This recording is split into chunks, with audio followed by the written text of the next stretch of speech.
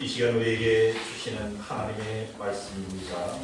신약 성경 고린도전서 3장 10절에서 15절까지 말씀입니다. 내게 주신 하나님의 은혜를 따라 내가 지혜로운 건축자와 같이 들을 닦아두매 다른 이가 그 위에 세우나 그러나 각각 어떻게 그 위에 세울까를 조심할지니라. 이 닦아둔 것 외에 능히 다른 틀을 닦아둘 자가 없으니 이 틀은 곧 예수 그리스도라. 만일 누구든지 금이나 은이나 보석이나 나무나 풀이나 지프로 이 터 위에 세우면 각 사람의 공적이 나타날 터인데 그날이 공적을 밝히리니 이는 불로 나타내고 그 불이 각 사람의 공적이 어떠한 것을 시험할 것임이라.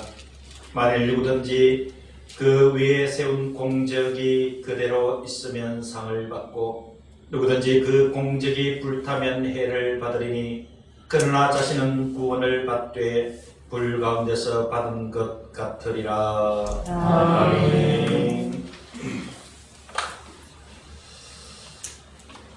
오늘 읽어드린 말씀의 주제는 집을 짓는 일입니다.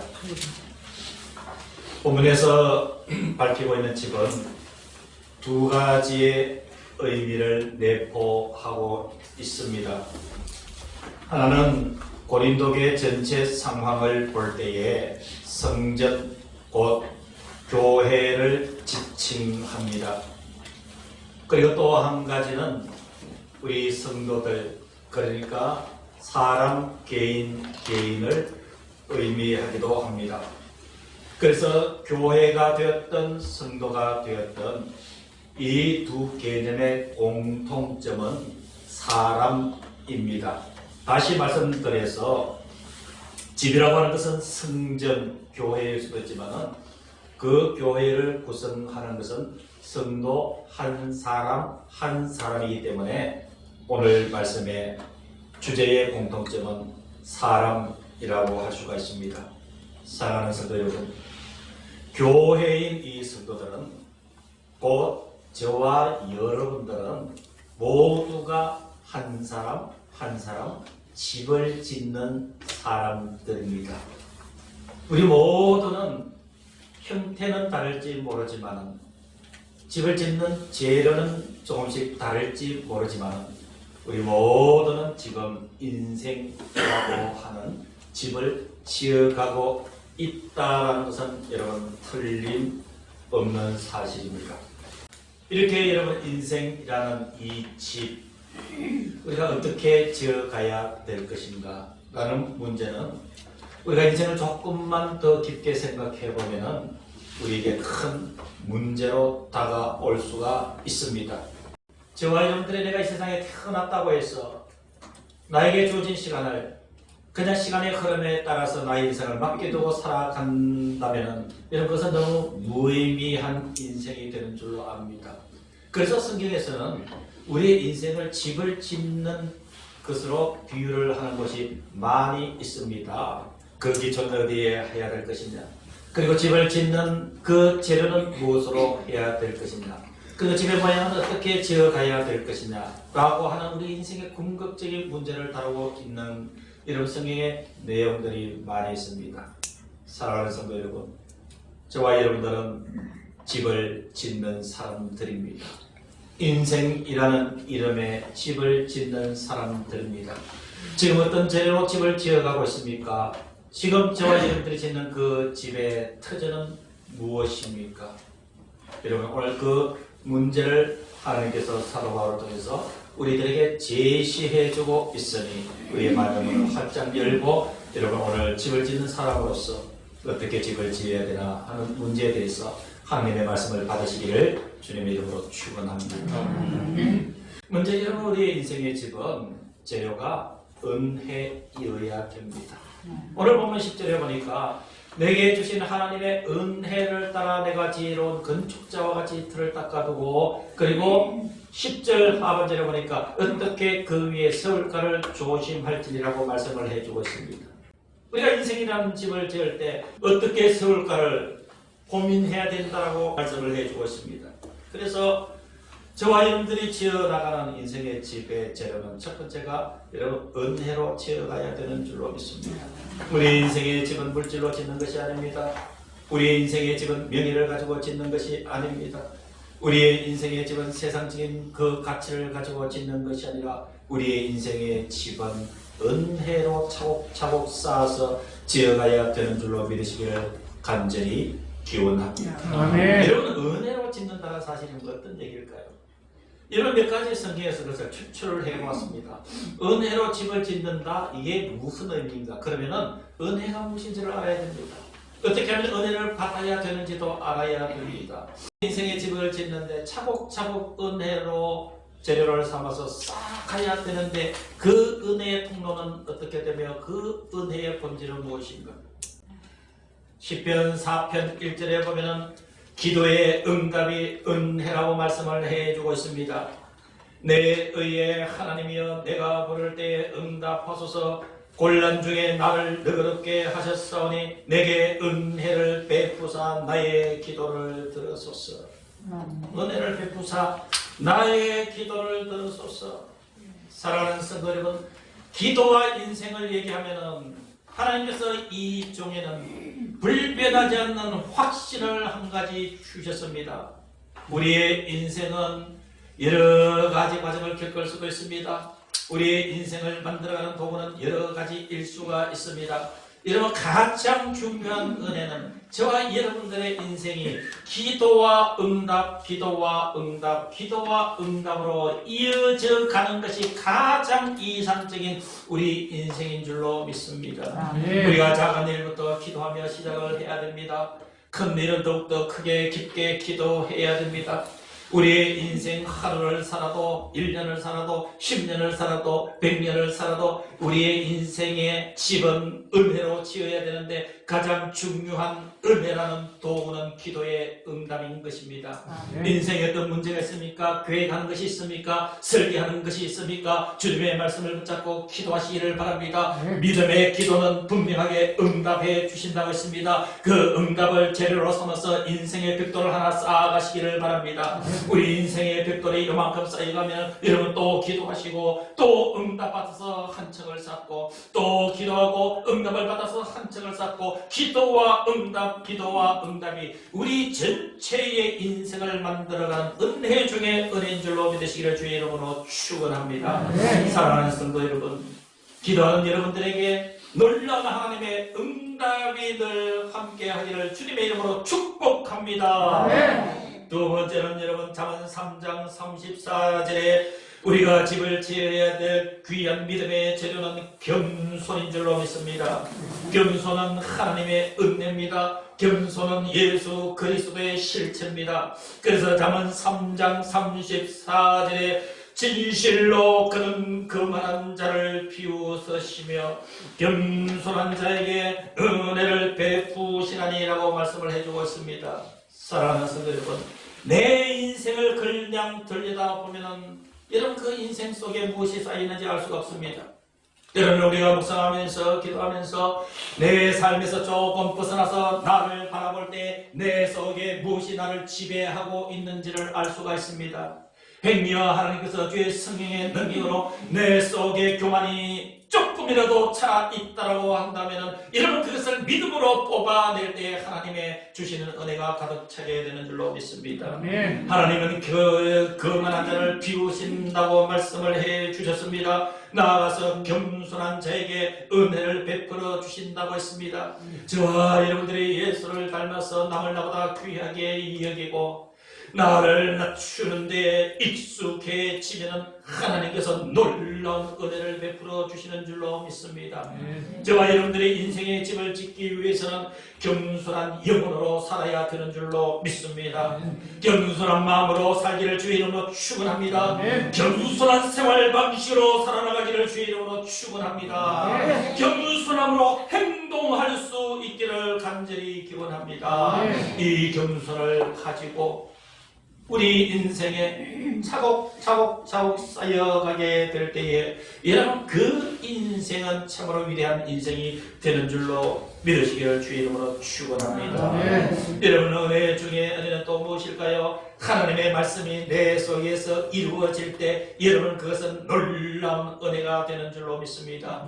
사랑하는 성도 여러분 이렇게 기도하시기를 바랍니다. 나의 가장 귀한 말씀을 하나님께서 달라고 여러분 늘 하나님 앞에 기도하시기를 바랍니다. 하나님 오늘 저에게 필요한 말씀 내 인생에 필요한 말씀을 하나님 내게 주시옵소서. 하나님은 분명히 여러분들에게 말씀으로 만나 주십니다. 그 말씀을 붙잡고 여러분 기도하시기를 바랍니다. 적어도 대산교회 성도라면 인생을 맡길 수 있는 말씀 한 절 정도는 가지고 살아갈 수 있기를 권면합니다. 여러분들의 인생을 끌고 갈 위대한 생명의 하나님의 말씀을 달라고 기도하시기를 바랍니다. 그리고 그 말씀을 붙잡고 여러분 그 말씀을 하나님께서 어떻게 이루어 가시는지 여러분들의 삶의 현장에서 하나님께서 어떻게 이루어 가시는지 여러분들은 분명히 경험하게 되는 줄로 믿습니다. 이사야서 55장 3절에 너희는 귀를 기울이고 내게로 나와 들어라. 그리하면 너희의 영혼이 살리라. 내가 너희를 위하여 영원한 언약을 맺으리니 곧 다윗에게 허락한 확실한 은혜니라. 여러분 다시 한번 이 말씀을 귀담아 들어보시기를 바랍니다. 이사야서 55장 3절에 내 삶에 이루어지는 말씀의 그 성취가 은혜 중에 은혜이다라는 사실을 이렇게 말씀하고 있습니다. 너희는 귀를 기울이고 내게로 나와 들어라. 그리하면 너희의 영혼이 살리라. 내가 너희를 위하여 영원한 언약을 맺으리니 곧 다윗에게 허락한 확실한 은혜니라. 사랑하는 성도 여러분, 하나님의 말씀을 듣는 귀가 활짝 열려지시기를 주의 이름으로 축원합니다. 하나님의 말씀을 바라볼 때에 하나님께서 살아계신 말씀의 그 능력이 내 심령에 와닿아서 나의 삶을 꿈틀거리게 만드는 역동적인 능력을 경험하시기를 주의 이름으로 축원합니다. 그리하면 이사야서 55장 3절에 너희 영혼이 산다고 말씀을 해주고 있습니다. 아무리 희망찬란한 인생의 집을 아름답게 건설한다 할지라도 그 주체가 되는 영혼이 죽어 있으면 여러분 그 인생의 집은 신기루와 같은 것입니다. 아무것도 아닌 것일 수가 있습니다. 그러나 여러분 하나님의 그 주신 은혜로 집을 쌓아서 영혼이 살아 꿈틀거린다면 여러분 그 집은 위대한 집이 되고 그 집의 주체가 되는 우리 성도들의 삶은 놀라운 능력의 사람이 되는 줄로 믿으시기를 주의 이름으로 축원합니다. 예수가 내 중에 은혜입니다. 예수님만 있으면 은혜롭게 살 수가 있습니다. 요한복음 1장 17절에 율법은 모세로 말미암아 주어진 것이요 은혜와 진리는 예수 그리스도로 말미암은 것이라. 아멘. 여러분 예수님 그분이 은혜의 실체입니다. 저와 여러분들의 인생의 집은 은혜로 지어져야 됩니다. 예수가 은혜입니다. 아멘. 내가 좀 부족해도 예수만 있으면 그것이 은혜입니다. 내가 좀 가진 것이 없어도 예수만 있으면 은혜입니다. 내가 세상적인 경험이 좀 부족하고 학식이 좀 부족하다 하더라도 여러분 예수가 있으면 은혜입니다. 아멘. 남들처럼 건강하지 못해서 늘 영육간의 힘듦으로 인해서 고난스럽습니까? 더욱이 예수 그리스도를 붙잡고 살면 예수가 은혜가 됩니다. 예수가 저와 여러분들의 인생의 집을 쌓는 하나의 소중한 벽돌이 되는 줄로 믿으시기를 주의 이름으로 축원합니다. 여러분 은혜 중에 귀한 이 은혜는 고린도전서 15장 10절을 꼭 메모하셨다가 집에 가셔서 한번 읽어보시고 묵상해 보시기를 바랍니다. 우리가 우리 인생을 집을 짓는 중요한 도구가 되는 은혜 중에 은혜는 고린도전서 15장 10절에 의하면은 그러나 내가 나 된 것은 하나님의 은혜로 된 것이니 내게 주신 그의 은혜가 헛되지 아니하여 내가 모든 사도보다 더 많이 수고하였으나 내가 한 것이 아니요 오직 나와 함께 하신 하나님의 은혜로다. 아멘. 사랑하는 성도들, 하나님께서 불러주신 그 은혜가 은혜 중에 은혜인 줄로 믿습니다. 아멘. 사랑하는 우리 모든 성도 여러분, 여러분들은 지금 여기에 어떻게 나와서 앉아 예배를 드릴 수가 있겠습니까? 사랑하는 성도 여러분, 지금 예배를 드리는 여러분들의 실체는 무엇입니까? 누가 여러분들을 예배자로 이끌어 주셨습니까? 하나님께서 저와 여러분들을 불러주신 그 은혜가 있기 때문에 오늘 저와 여러분들은 예배자로 하나님께 영광을 올려드리고 있지 않습니까? 불러주신 그 은혜의 귀함을 아시고 그 은혜를 간직하며 인생의 집을 쌓아나가시기를 주의 이름으로 축원합니다. 불러주셔서 구원해주신 그 은혜가 저와 여러분들의 인생의 집을 짓는 소중한 재료들이 되시기를 간절히 축원합니다. 저와 여러분들의 사회적인 지위가 중요하지 않습니다. 사회적인 모습이 중요하지 않습니다. 내가 나이가 얼마다라고 하는 것이 중요하지 않습니다. 내가 무엇을 하느냐가 중요한 것이 아니라 지금 내가 무엇이 되어 있느냐가 이런 중요한 사실인 줄로 믿습니다. 여러분, 세상이 뭐라 하더라도 사랑하는 성도 여러분들은 하나님께서 가장 존귀하게 여기시는 보석 중에 보석인 줄로 믿으시기를 주의 이름으로 축원합니다. 여러분, 자긍심을 가지고 한번 따라해 보실까요? 자신을 가르치십시오. 나는 하나님의 보물이다. 할렐루야. 여러분이 믿으십니까? 여러분들 한 사람 한 사람은요, 하나님께서 가장 소중하게 여기시는 보석 중에 보석입니다. 왜 그럴까요? 저와 여러분들을 죄 가운데서 구해 주셨는데, 구해 주신 그 도구가 예수님 자신이셨습니다. 예수님의 자신을 십자가에 내어 버리시면서 누구야 너는 내 아들이다. 누구야 너는 내 딸이다. 너는 나의 백성이다. 나의 거룩한 제사장이다. 나의 가장 소중한 생명이다. 세상의 그 어떤 모습보다 귀한 너희들이다. 여러분, 이 사실이 가슴속에 차곡 쌓여가면서 인생을 설계하고 그리고 살아가고 행동하고 연륜을 따라서 이 은혜 속에서 살아가다 보면은 여러분 하나의 집이 만들어지는 줄로 믿으시기를 주의로 축원합니다. 여러분, 더욱더 견고한 은혜는 이 은혜를 생각해서 사도 바울처럼 이 주신 은혜를 내가 헛되이 해서는 안 되겠구나. 예수 그리스도의 핏값으로 구원해 주신 소중한 보석과 같은 이 은혜를 내가 헛되이 해서는 안 되는구나. 그래서 나를 보내주신 주님을 위해서 수고해야 되겠다.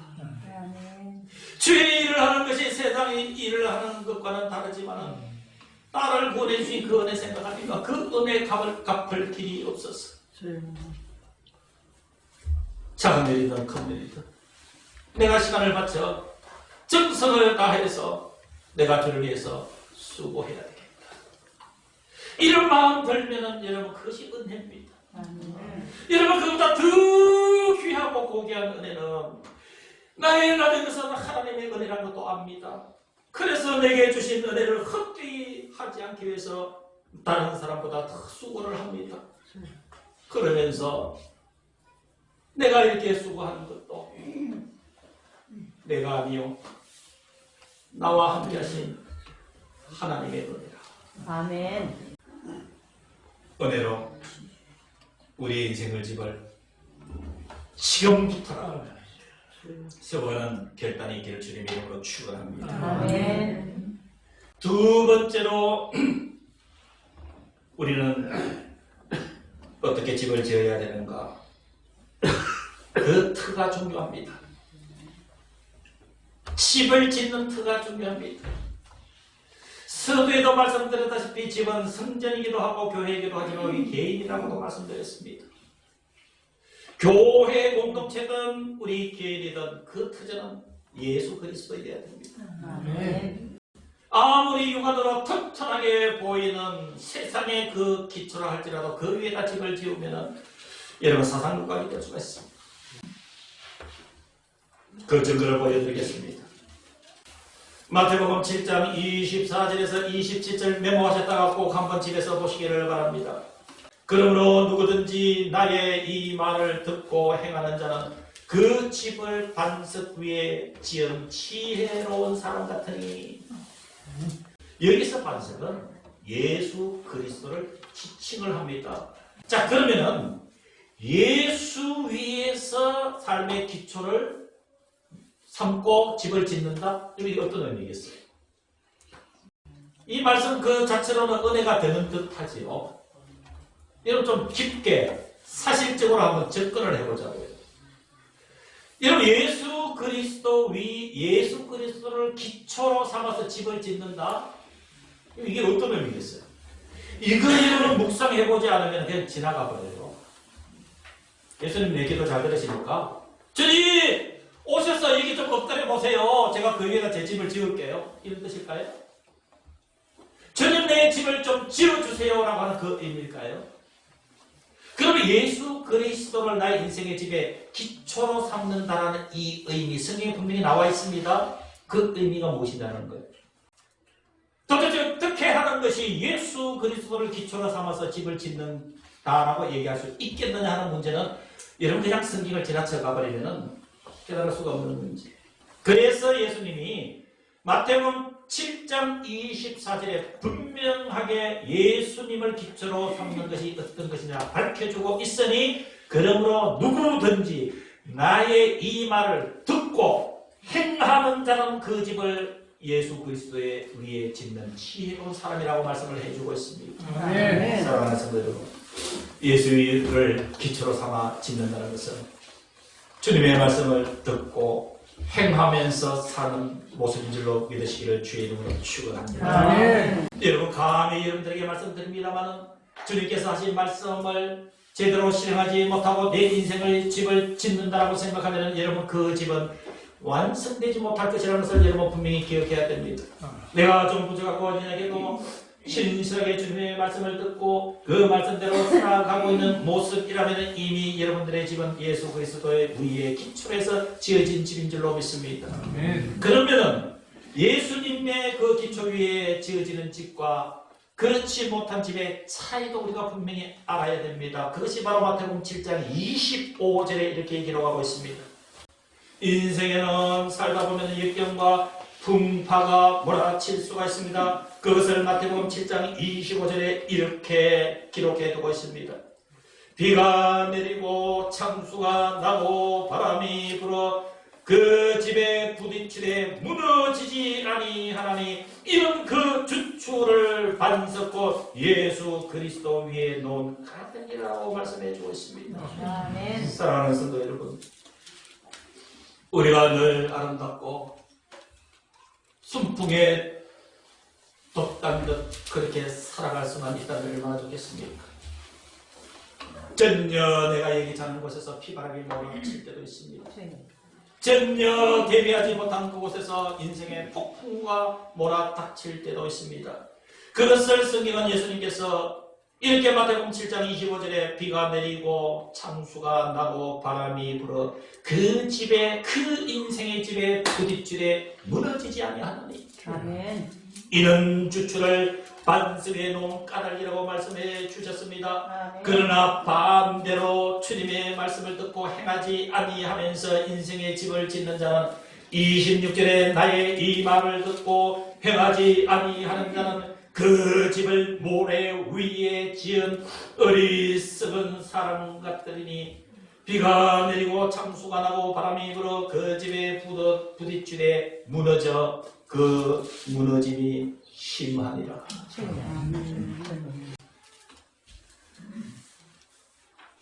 말씀을 듣고 행하며 살면 주님이 저와 여러분들의 인생의 집의 주춧돌이 되어주십니다. 아멘. 기초가 되어주십니다. 아멘. 주님께서 책임져 주십니다. 아멘. 여러분 그 집은 폭풍과 그 어떤 환란이 닥쳐도 무너지지 않습니다. 아멘. 이유는 예수가 그 집의 기초이기 때문에 그렇습니다. 아멘. 오늘 말씀의 결론을 내리게 됩니다. 12절에서 15절의 결론의 말씀이 기록되어 있습니다. 사랑하는 성도 여러분, 어떤 건물을 짓게 되면 여러 가지 과정을 거치게 됩니다. 먼저 법적으로 하자가 없는지 살펴봐야 되고, 그리고 법령에 의해서 설계를 해야 되고, 감리를 받아야 되고, 시공을 해야 됩니다. 그런데 여러분, 집을 지을 때 가장 중요한 것은 제일 마지막에 해야 되는 준공검사입니다.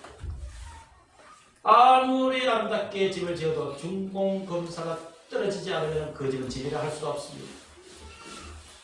인생이라는 집도 준공검사가 필요합니다. 준공검사가 있습니다. 그래서 오늘 본문에 그 준공검사 받는 날이 오는데 그 날을 13절에 이렇게 기록하고 있습니다. 각 사람의 공적이 나타날 터인데 그 날이 공적을 밝히니 그 날, 바로 13절에서 말씀하는 그 날이 우리가 일생 동안 지은 인생의 집에 준공검사 받는 날입니다. 그 날은 세상의 마지막 날입니다. 그 날은 심판의 날입니다.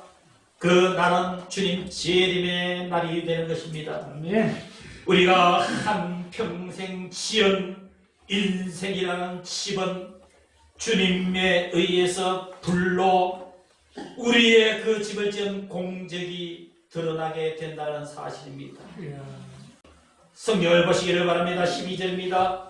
만일 누구든지 금이나 은이나 보석이나 나무나 풀이나 지프로 이 터 위에 세우면 각 사람의 공적이 나타날 터인데 그날이 공적을 밝히리니 이는 불로 나타나고 그 불이 각 사람의 공적이 어떠한 것을 시험할 것입니다.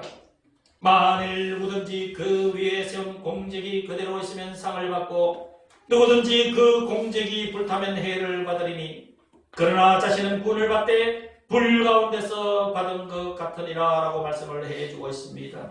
오늘 여기서 주님께서 불로 우리의 공적을 시험하신다는 얘기는 구원의 문제를 이야기를 하는 것이 아닙니다.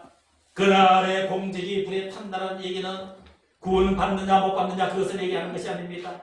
이미 구원 받은 사람들이 상급을 받느냐 못 받느냐 그것을 이야기를 합니다. 상급을 받느냐 못 받느냐. 14절 다시 보시기를 바랍니다.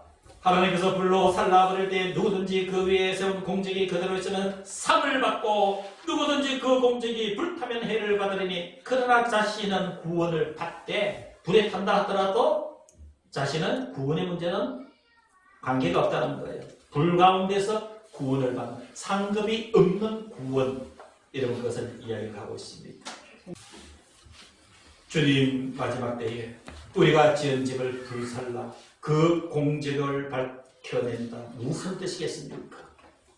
주님 마지막 때에 네가 어떻게 살았는가 한번 보자라는 뜻입니다.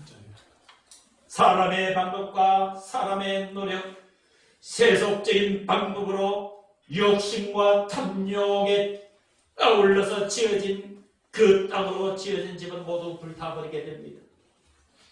그토록 땀 흘려서 애지중지 쌓아왔던 인생의 집들은 허망하게 모두 불에 타서 없어진다는 사실입니다. 그러나 은혜라는 재료로 집을 지은 사람, 예수 그리스도라는 터 위에 집을 지은 그 사람의 집은 심판의 불에도 그대로 남는다고 말씀을 주님께서 해주고 계시는 것입니다. 사랑하는 성도 여러분, 늦지 않았습니다. 내 인생에 얼마나 많은 세월이 지났다라고 한탄할 일이 아닙니다. 여러분, 중요한 것은 지금 집을 짓고 있는, 지금도 집을 지어가고 있는 지금의 우리 인생의 현 시점이 중요합니다. 지금이라도 예수 그리스도라고 하는 그 터전 위에 믿음과 은혜의 벽돌을 한 장씩 우리는 지금부터라도 쌓아가야 되는 줄로 믿으시기를 주님의 이름으로 축원합니다. 기도하겠습니다. 지금은 우리 주 예수 그리스도의 은혜와 하나님 아버지의 크고 놀라우신 그 사랑하심과 성령 하나님의 교통하심의 역사가 2월달 두 번째 주일 예배를 드린 사랑하는 성도들과 우리와 함께 하지 못한 사랑하는 모든 성도들의 머리 위에 이들의 지금 심령과 이들의 영혼과 이들의 생명과 이들의 소중한 가정 속에 우리의 믿음의 영원한 고향이 되는 우리 대선교회와 한국교회 위에 이제부터 영원토록 함께하여 주시기를 간절히 축원하옵나이다. 아멘.